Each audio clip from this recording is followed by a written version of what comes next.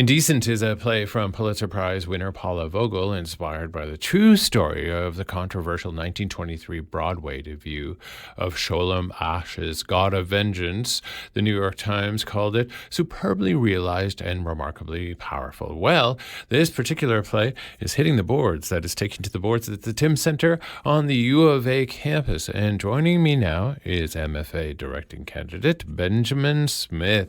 So glad you've landed in Alberta and you're working on your incredible thesis project. Are you having a good time in Alberta? I am. Surprisingly, Alberta is very similar to New Brunswick in that it's got a lot of greenery. It's got all the benefits of a city center, but it doesn't feel really crowded like a Toronto or a Montreal maybe as much. Or a New York, which is kind of one place this play landed. So let's talk about the corollary here between building family, because this play is really about building family. Paula Vogel wrote it, a Pulitzer Prize winning author. It was a slow burn for her to come to fruition, but before it was mounted on Broadway in, 2017, she was working fairly tightly with the director of the play, Indecent. Rebecca Teichman is her name. And it was kind of a family affair. They built it up together, including the performers and the musicians involved in Indecent. What does it feel like to reconstitute the family, as it were, in Alberta? It's a real gift to be directing this show. Before proposing it to the University of Alberta as my thesis production, I actually wrote to Paula Vogel because I felt very confronted with my positionality with the piece and whether or not it was appropriate for me to stage the show as someone who isn't Jewish. With her blessing and with connecting with the Edmonton Jewish community, we have a production cultural consultant, Rabbi Gila Kane. Really, this project has the warm embrace in which the University of Alberta campus and the Edmonton community has kind of embraced this story and supported us in bringing it to fruition. It's been really incredible. And the BFA acting class, the troupe of actors, are incredible. And we have brought in some amazing musicians from Toronto to be in the production's klezmer band. That's fantastic, because music is an integral part of this play. It's the soul. It's a much more uplifting play than what if you read the synopsis, if the synopsis would lead you to believe. Did you have conversations with Paula Vogel beyond the initial writing her a letter saying, can I have your dispensation to do this? Totally. We've kind of had an ongoing correspondence. Great. Both of which, she's now just on the island in New Jersey right now. So we've never had a dialogue over the phone, but ongoing correspondence about the project. And of course, 6 days before we began rehearsals, the world changed. So when I began dreaming of this project, it's haunting to think of the context in which I began dreaming of staging this production and then the context in which we began rehearsing it. But really, with the conversations that we had, there really is, could have imagined how important this play would be in this moment in time. And why do you say it's haunting, per se?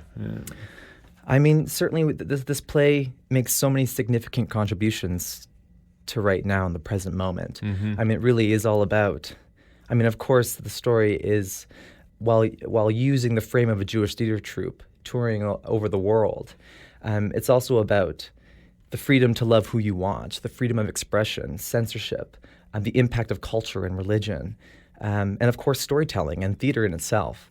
So there's so many different threads, and it's within that wealth of intersectionality that we've kind of been able to find our way to this piece. You mentioned that it speaks to the present time, and in the current climate, political and social climate, you see it as being as relevant as ever? Totally. Yeah. Without a question. Paula Vogel has this amazing quote that she says that she believes that the theater is like the canary that we put into the coal mines. It tells us if there are poisonous gases.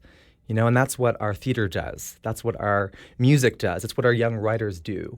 It's what Sholem Asch did in 1906 when he wrote this play. And a 23-year-old newly married Jewish man wrote a play about a love story between two women that's spiritually akin to that of Romeo and Juliet. The idea that someone could write a story in that moment in time is kind of, it transcends culture, it transcends time, and Paula Vogel was so drawn to this.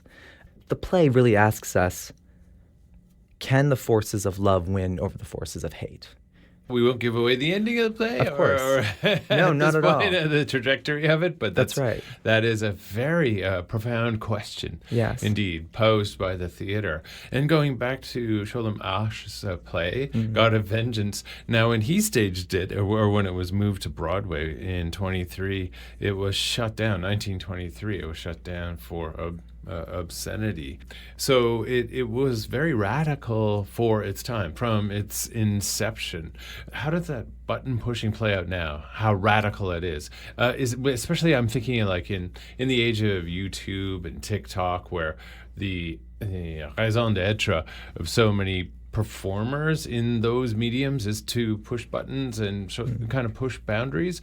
Does the play still push boundaries, do you think? For sure. I mean, here's an amazing thing. When I was looking for a thesis show, Indecent was actually making headlines south of the border in the United States. A high school's attempt to stage the production in Florida was thwarted by the Florida's Don't Say Gay bill. So it was actually shut down. So here we are telling a play, Indecent is about God of Vengeance, which was censored in 1923 and closed down by the Vice Squad. So a play about censorship is being censored. So 100 years separates us from this history, and yet we continue to face so many of the same issues as a society. We have so much work to do. That's very interesting. What goes around comes around. And in staging this play, did you ever look at anything that was done in New York, for example, or did you want to go like have a tabula rasa, like I'm just going to invent my own vision of what this play will look like on the boards? No, bringing this production to the Tim Center stage has been a pleasure, working with an incredible team of artists, as well as a group of 3 dramaturgs, a production cultural consultant.